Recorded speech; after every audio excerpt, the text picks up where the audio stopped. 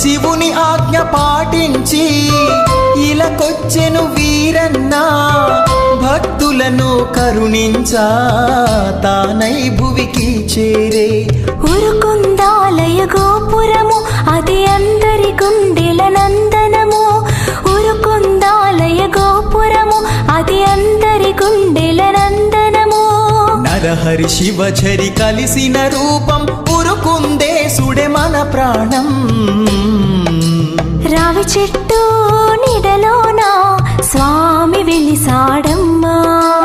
రావి చెట్టు నీడలోన స్వామి వెలిసాడమ్మా. దీపమెట్టి